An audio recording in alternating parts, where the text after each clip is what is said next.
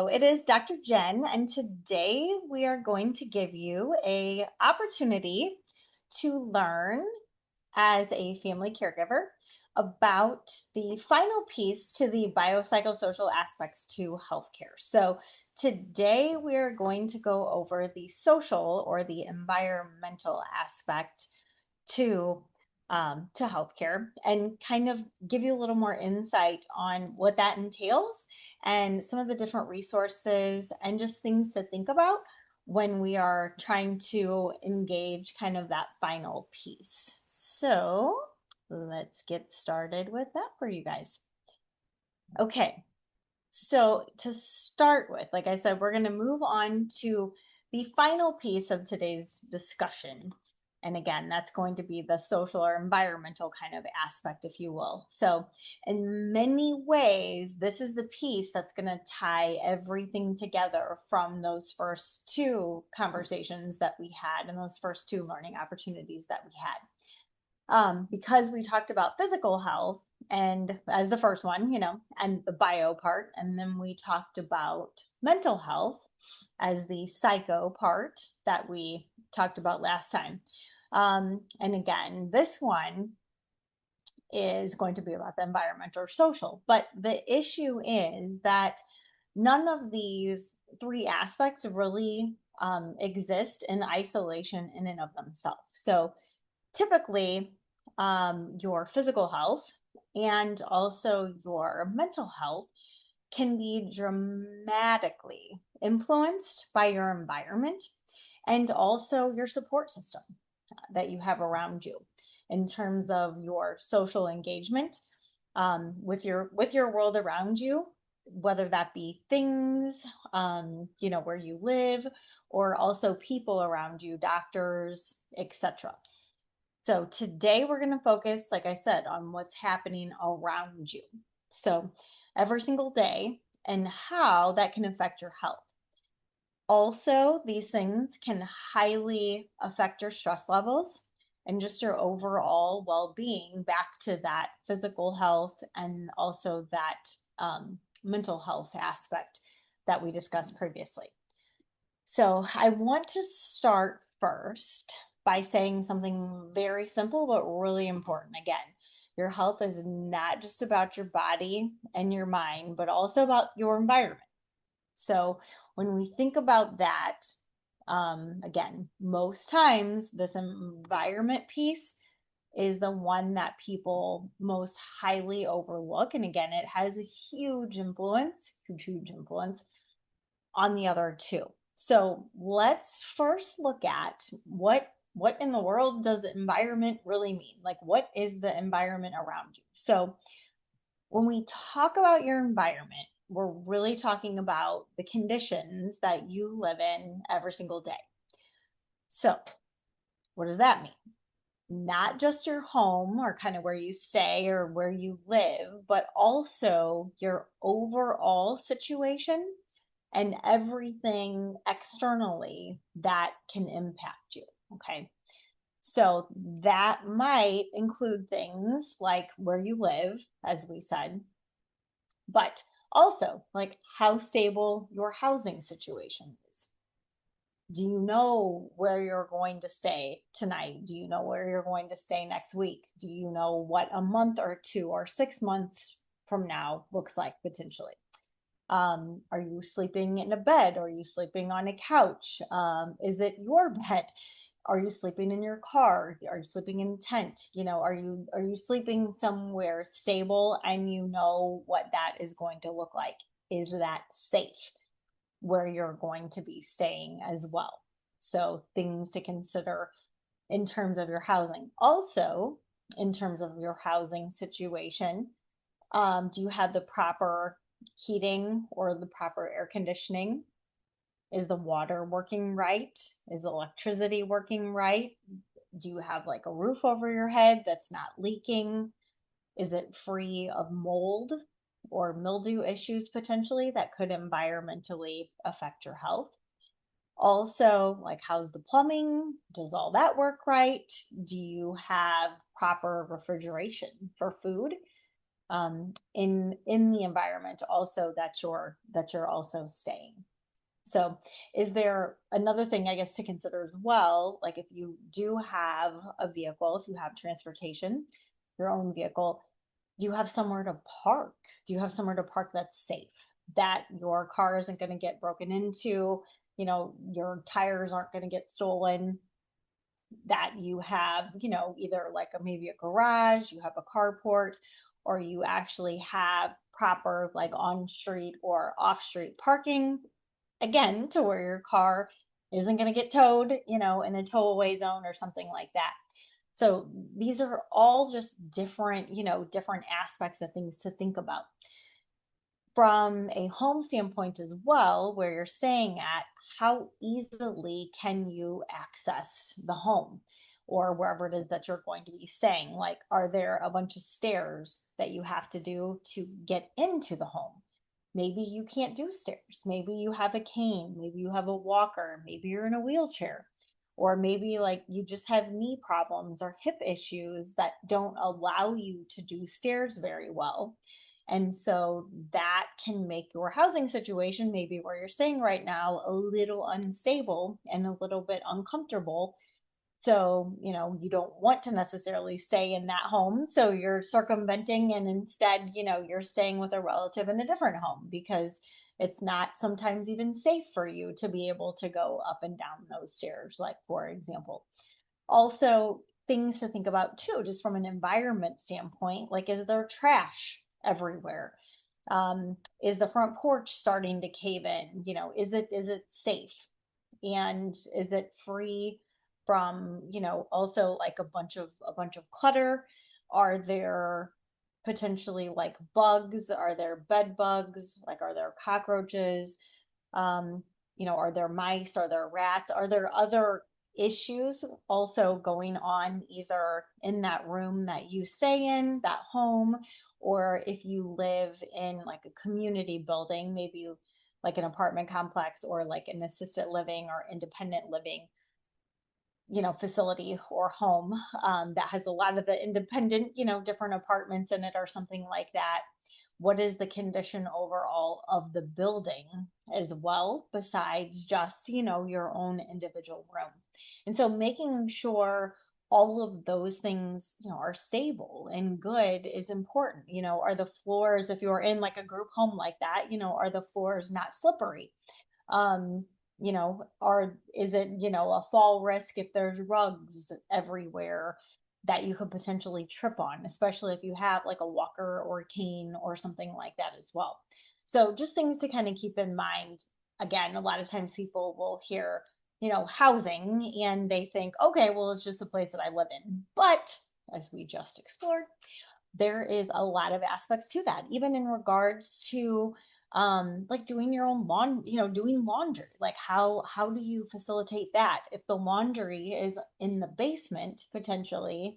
And again, as we just discussed, you can't do stairs well, then how are you supposed to do your laundry?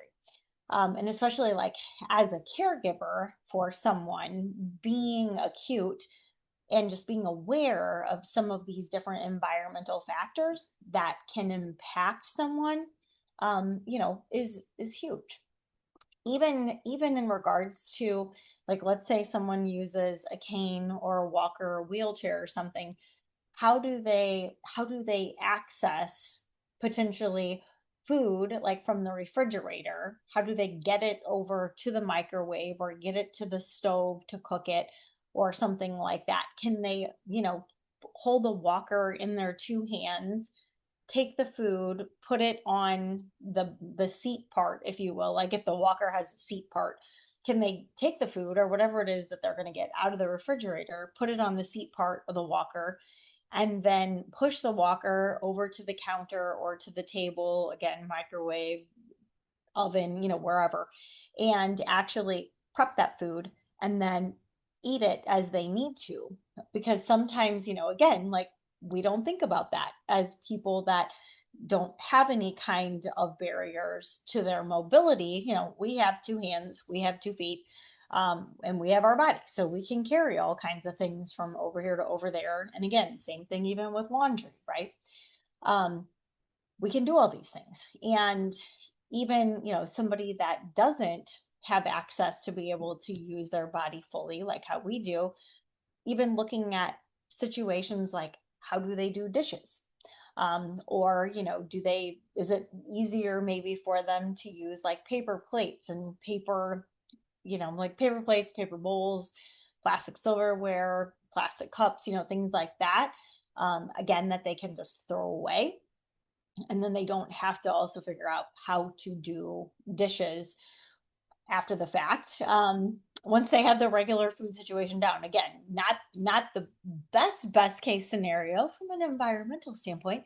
However, sometimes, especially if you're trying to navigate someone's someone's like lifestyle changing, and in Dr. Lamb we call it like continuum of care changing, as their conditions and diagnoses and overall body's ability to be able to move and function, as that changes sometimes or declines, whether the decline is a short-term situation or the decline is, something that is gradually, slowly happening over time. We just need to be acute to those things, especially as a caregiver and as a person, going through the process, potentially ourselves as the patient. We have to look at, okay, realistically, what can I do? And what kind of things, do I need help with? So again, when we're looking at housing, we're looking at a lot of different things. We're looking at your access to your food. How do you have the ability to get around? What if your bedroom is on the second floor? Um, and again, you can't do stairs really well because maybe your muscles are weak, or you have balance issues, or you're a little bit dizzy, things like that, and it's just not safe for you to do stairs. Okay, well then, again, there's workarounds for a lot of things. Maybe we can, look at getting you, they call it like a kind of a glide chair, where it's a chair that you kind of sit in at the bottom of the stairs, and it's attached kind of to your wall, like almost like as if like where your hand railing would go to go up the stairs, but it's like a little motorized chair thing that you kind of get in, at the bottom of your stairs, and you seat belt and stuff yourself into that thing, and then that takes you up kind of like a ride at Six Flags. Not quite that exciting, but you get the gist. But you strap yourself in and you buckle yourself in, and then it takes you up to the top of the stairs and then stops, and then you can get off the ride. But then you can get off at the top of the stairs, and then you can do what you need to do up there. But even at that kind of a situation, then again, like if you were using a walker or a cane on the first floor, you need to make sure that you also have that walker and cane, a second set of those on the top floor, or you can take the cane, put it in your lap, and go up the slide, for the stairs, to go up the stairs with that cane, and then you use it as soon as you get to the top. So again, there's a lot of different mobility things that you kind of have to keep in mind. Also with mobility, from a transportation standpoint, like how can you get in and out of vehicles? Maybe you have a walker. Maybe you now are starting to be able to need a wheelchair when you are actually doing, I call them big out in the world, out in the wild adventures. So maybe around your house, a cane or a walker, might be appropriate. But when you are starting to go out into the world and you're going to need to walk and ambulate is what we call it in, Dr. Leon. But when you're going to be ambulating for a longer period of time, from maybe the parking lot all the way into, the doctor's office, etc., or into a store or something like that, and you have a longer walking period, you might need to start maybe using a wheelchair, like I said, or a walker, or something kind of more advanced. And again, there's really great transportation companies that you can put your wheelchair, right into their van. They can transport you from your home to wherever you need to go and drop you off, then bring you back home if you need, etc. Or again, how do we help, as a caregiver, etc.? How do we make sure that our vehicles are set up to accommodate and make sure that your walker is going to fit inside, or if you need a wheelchair, whether it's motorized or fold upable, how do we make sure that, our back seat or our trunk area is clean and open and ready to be able to put whatever, mobility aid that you need inside of your vehicle to be able to support the person that you're caring for. So again, there's lots of things to consider from a mobility standpoint. But again, that's all that environmental setup and and just ways that you have to think about for the client, or the person you're caring for them to be able to move around. Another thing that is also huge that people don't think about, but again, it absolutely impacts your environment, right? Is also your financial situation. So how are your bills? How are the bills coming in? How are different communications coming in? Even medications. How are the medications coming in? Do you get your medications mailed to you? Or mailed to the client, or the person you're caregiving for, right? Or do you have to go pick those up from, Walmart pharmacy, Walgreens, CVS, wherever you're going to get those from? So, how does that work? Where are you going to get those things from? And again, how do you have access to those things? But same thing from a financial situation. How do you access and how do you receive your bills? How do you pay your bills? Are you as the caregiver writing checks? Are you setting up online bill pay for someone where it automatically just drafts out of their account every month? Is somebody on like budget billing for maybe their gas, electric, water, things like that? Also, from a financial standpoint, do they qualify? The person that you're caring for, do they qualify for like gas assistance or heating, cooling assistance, water assistance? Do they also maybe qualify for like circuit breaker program, which is like a tax, basically like tax reduction, support for their housing and, and things of those natures. So there's a lot of different aspects again to the financial world. Do they get Social Security? Do they get Social Security disability? What does that look like? Do they have a pension maybe? Do they have like a 401k that they're going to potentially be drawing on from a financial advisor, like a financial investment company? From the financial standpoint as well, what a lot of people don't think about is that, and we might have touched on this in the very first part. So like the bio part, the physical body part of the biopsychosocial part, but even, I guess this would even apply to the bio part and the psycho part. So the body and the mind part, right? So for those pieces, again, like as caregiver, eventually as somebody ages and their health, physically, mentally, and all the things like that, unfortunately will starts to decline. Someone might need to get a power of attorney. And a lot of times, or we call it a POA, but a lot of times when you get just a straight, POA, most of the time, especially if you're getting pressured to kind of do this from like the doctor's office or from the hospital or from the case manager at the hospital, they'll ask you if you have like power of attorney done or something.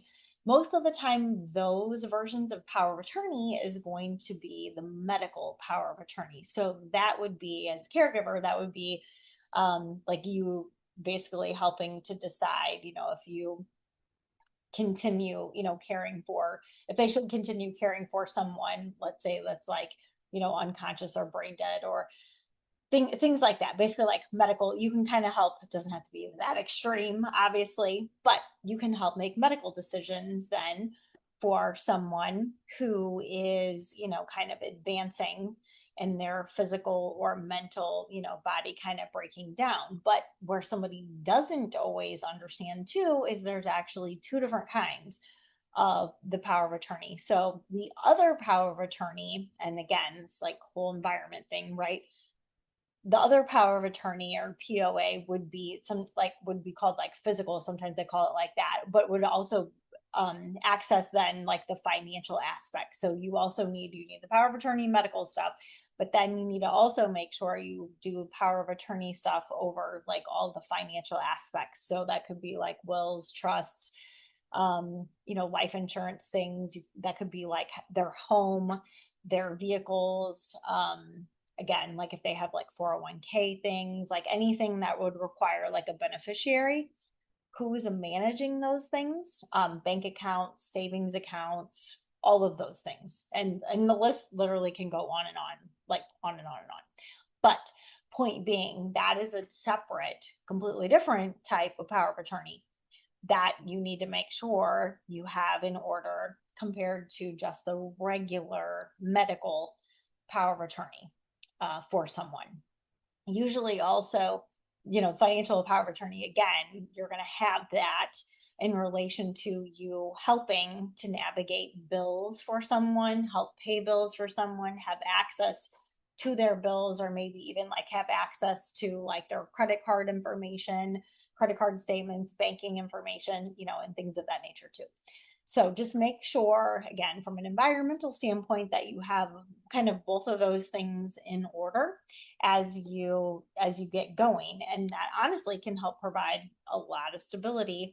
And again, from a mental standpoint, just making sure you have all those environmental kind of pieces in order, and they all play a huge role just overall. All those factors do in your health. So what we're going to do now is kind of slow down for a moment. So it's easy to hear that whole list of all the stuff that I just spit out at you of all the different things, again, that your environment can include.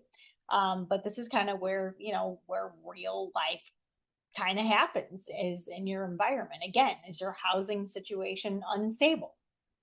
And if it is, that can create stress. Potentially we also see a lot of, especially like in more downtown St. Louis and sometimes even in St. Louis County, etc.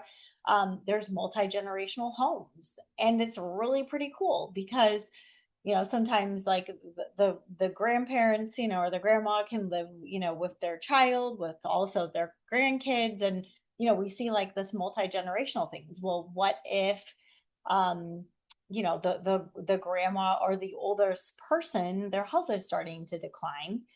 That obviously is going to put stress on everyone else down the line because that's currently where they live. So if you don't have a plan in place, how do you handle that?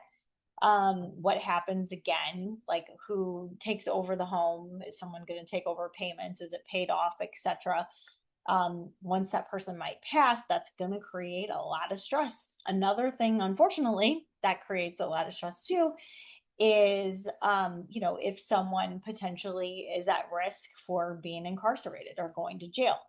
So same thing again, depending on if the home is in their name, or let's say you live with someone or you stay with someone that the home or the housing situation is predominantly attached to them and you stay there. But okay, let's say then they might have to go to jail for 6 months, a year, several years.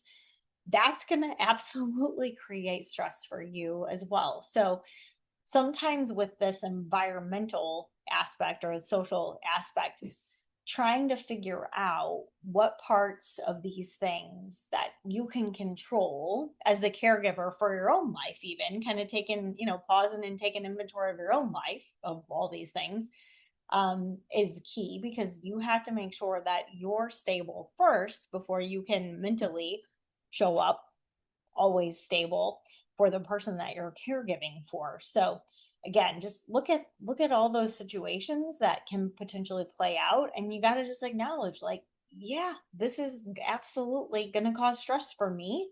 But again, it's going to cause stress for you too if the person you're caring for doesn't have all these things kind of figured out as well too. Same thing again with the finances. The finances are tight, that's going to create pressure on everyone.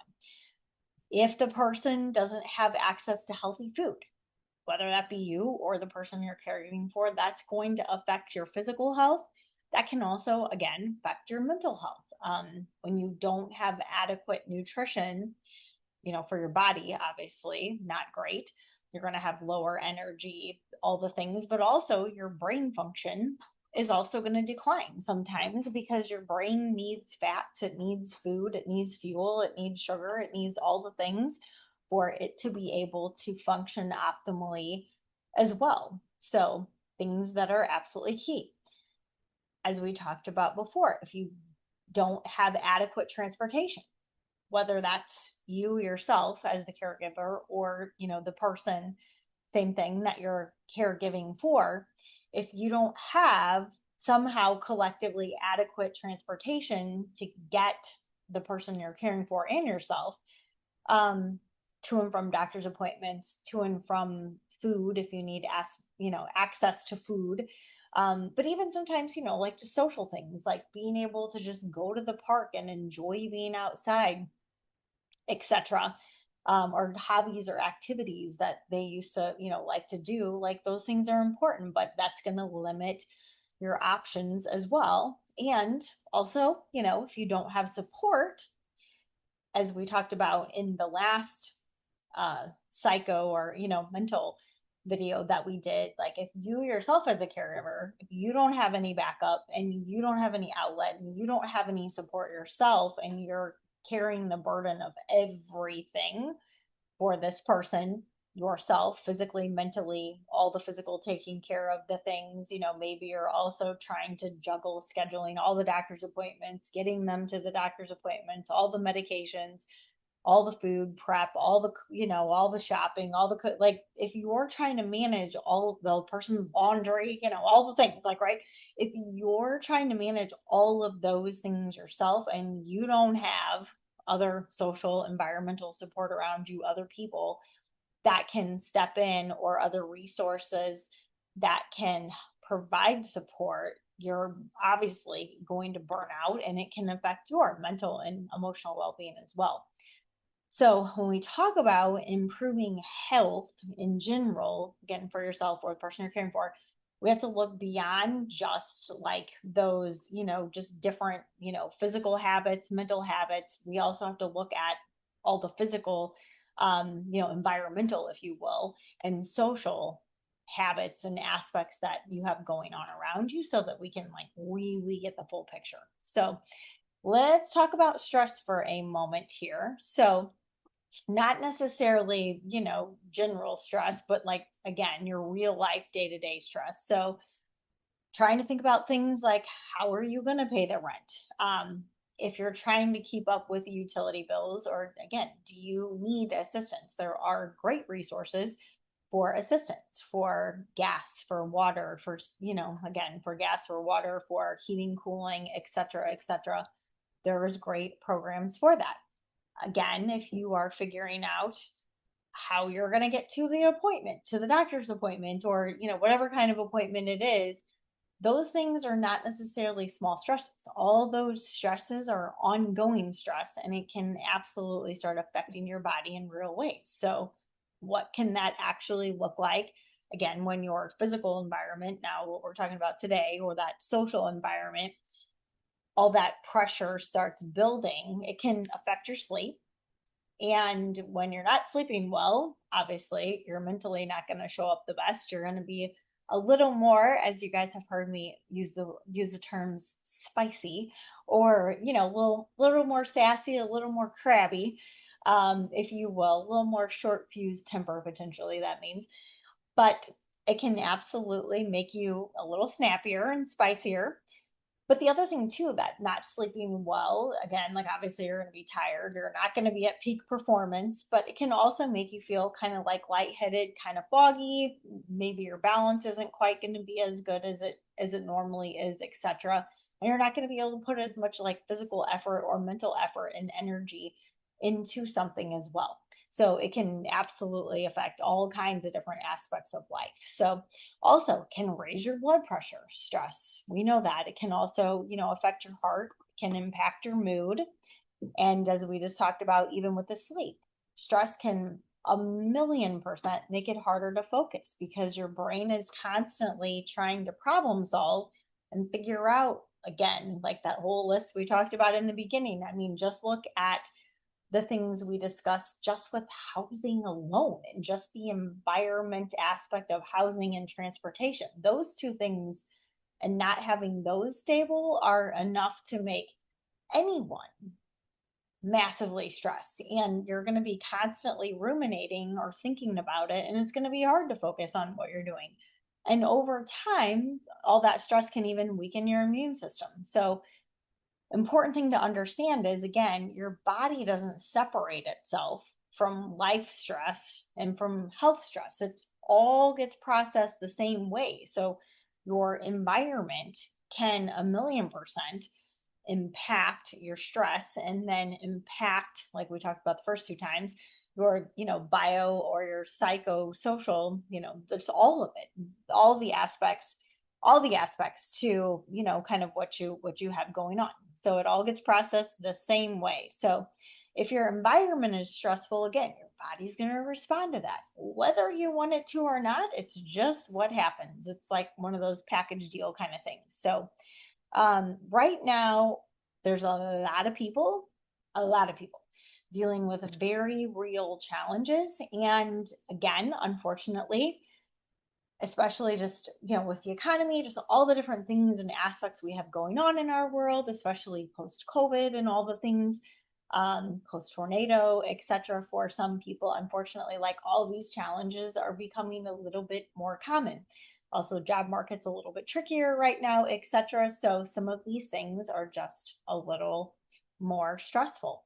So things, again, like rising rent, higher utility costs, again, transportation issues, limited access to affordable, healthy food, and again, just not having enough support. We also see that sometimes, and this can be a real thing as well, like the older people that you might be caring for, or same thing, like if you even have somebody younger with disabilities, etc., they might not have family in the area. Maybe they didn't have kids, so then they don't have grandkids. They don't go to church, so they don't have, a church family, if you will, support structure around them to step in and help with some of these different things.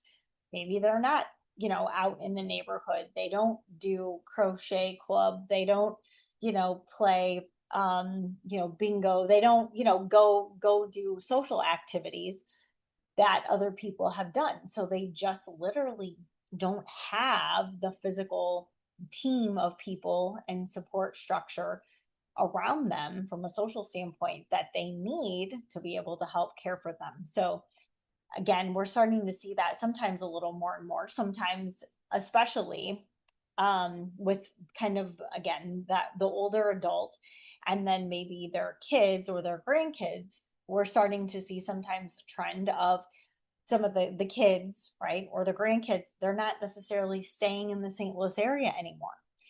And fortunately, unfortunately, however you want to look at it, some of these people now are having to travel more for work or for their jobs. They don't have the same job that they start when they're 25. They don't keep that same job until they retire, until they're 65. Here only in St. Louis, that's it. So we don't have as much of a stable job market environment that we used to have. Pensions and all those things too that then come along, usually with starting at a company and then retiring from the same company, etc. Like those aren't as much of a common thing.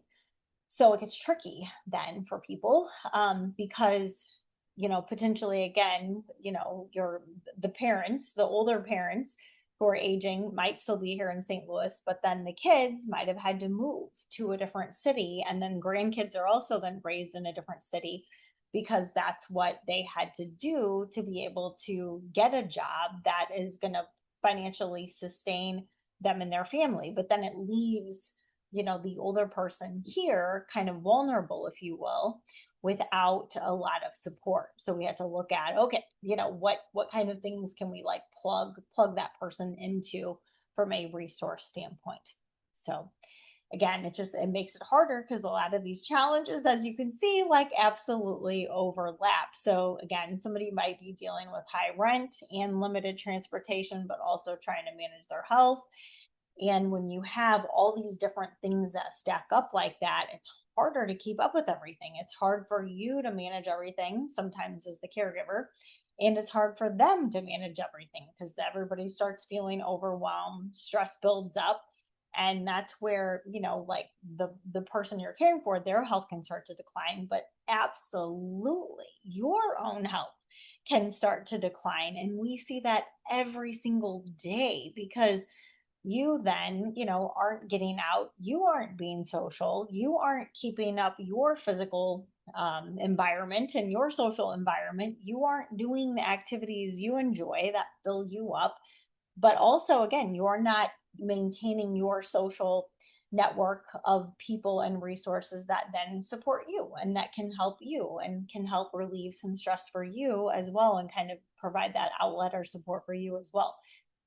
Even making sure that you're physically taking care of your body, like you have to go for a walk if you can, or work out, or again physically like move your body to keep your own muscle strength up, to keep your own lungs working, to keep your own heart pumping, and all the things, the happy hormones, endorphins and kephalins and all those things, all those things that get released when we work out and we move our body, whatever that looks like, even if that's like Tai Chi or whatever, yoga, something, anything. But when you're moving your body, like all those happy hormones then get released into your own brain, and that helps you decrease your own stress and show up better for the person that you're caring for. So, again, caregivers also a lot of times feel all of these environmental aspects sometimes even more intensely than the person they're caregiving for, because you're not just dealing with your own environment. Like I said at the beginning, sometimes just you got to pause and you just got to take inventory of like, where's all this stuff at for my own life? And you got to get your own stuff settled first. And then you can help the person you're caregiving for to navigate theirs. But again, you sometimes have these two aspects of life, all your own stuff and their stuff you're trying to navigate. And it can really, like I said, be a lot trying to handle your responsibilities and their responsibilities. So over time, again, it can become really exhausting, both physically and mentally. And again, it's important to, again, it's important just to honor that within yourself, and also again just to pause and to give yourself grace and look at, okay, do I need some family caregiver, like actual counseling, or support, or like friendly visitor kind of support, or what does that look like? Again, what activities do you enjoy, what kind of hobbies do you enjoy, how do you keep yourself like plugged into some of those kinds of things? And it's absolutely key, and absolutely important. So the biggest thing is you got to look at, again, just the whole environmental, like, right, support system, and it's one of the most powerful factors in overall well-being for yourself and for the person that you're going to be caring for. And it doesn't have to be complicated. Even for you, like I said, your backup, your support can be a friend, a family member, a caregiver, sometimes like a social worker or a case manager, somebody like that. Just having someone who checks in and who listens and who's present, can really help reduce your stress and improve emotional health. Same thing again for the person that you're caring for. But things to keep in mind, again, there's a lot of different resources to help with some of these challenges for yourself and for somebody else, like rental assistance, like I said, utility support. There's a lot of amazing food programs right now where food can actually get delivered right to your door. Otherwise, sometimes they can get delivered to different like shelters or places in the area, and then you can come pick them up from there. Again, transportation services are great.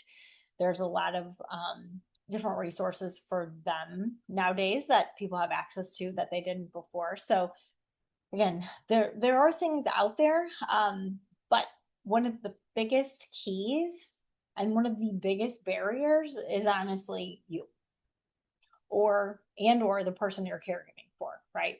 Them not speaking up, them not advocating for themselves, them not saying this is actually like really what's going on, really what I'm stressed about. These are really the dynamics that are playing out, especially in regards to this, like in all this physical environment, environment, social stuff that we've talked about. Like these are really all the dynamics that are actually happening. This is what I'm fearful of. This is what doesn't feel really stable to me. This is what I'm scared about. These are things that make me nervous. These are the things that give me a lot of anxiety. And so just using some of that verbiage that I just said kind of as little cues to ask somebody, just those cues, what are things that make you nervous? What are things that that might scare you? What are things that you don't feel certain about? And then letting them fill in the blank then can help you to understand what types of resources you might need to reach out for. Because again, one of the biggest barriers is just not reaching out and trying to access all those different resources that you have available to you as a caregiver, but also that the person you're caring for also can also have access to. And it's important to understand, getting support and utilizing support, it's not a weakness at all. It's actually a strength because it's going to make you stronger. It's going to make then the person that you're caregiving for stronger. And it's just a practical next great step toward you having more stability and then being able to provide more stability for your own health and then the health, well-being, physical, mental safety and security also of the person that you're also caregiving for. So please, please, please keep that in mind.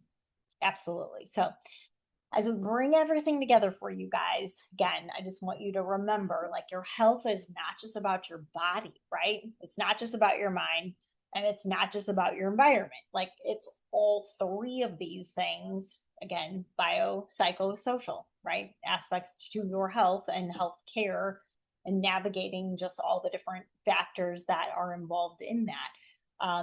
When somebody's under stress, like even when you're under stress, so the person you're caregiving for is under stress, or maybe again, somebody in your environment, again, it might be a multi-generational situation or the neighbor or something to that effect. But when you're under stress or someone else is under stress, it's going to affect other people around you. So also, sometimes doing counseling or getting support or something like that for both of you is a great idea. So you not just doing counseling yourself, but maybe doing almost like couples counseling, if you will.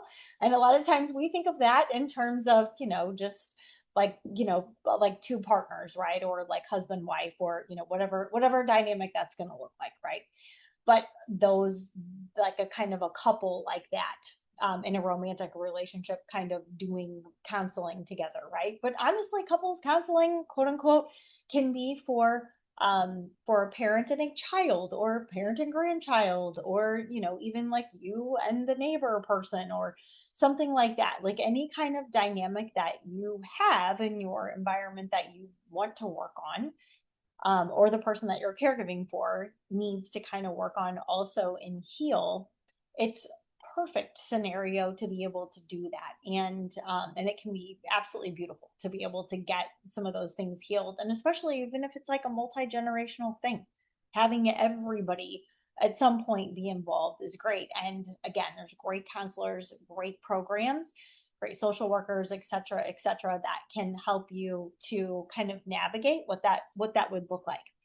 And the good news is when you make these kind of little small changes over time, it can make a big difference. And just keep in mind, like, this is a lot of stuff, right? You don't have to fix all of this at one time. You can just take things one step at a time, do focus on one little area, do one little change, and then eventually, like over time, all those small little steps can really, really, really, lead to a lot of improvement overall. So the thing again to remember, you deserve support as the caregiver, and so does the person you're caregiving for. You deserve stability, you deserve certainty, and a healthy environment for you and for them. And you deserve the opportunity to take care of your own health and their health, again, from a biopsychosocial aspect. Keep all those things in mind as you are going along and you are navigating their care, and also as you care for yourself. So, thank you all for joining us this evening. And as always, reach out if you have any questions. Again, please know there are so many incredible resources to support you, whether it's from a mental, emotional standpoint, or again from like a physical resource standpoint, like helping with bills, housing, etc. Do not hesitate to reach out, and we're happy to answer any questions also that you guys might have. Thank you.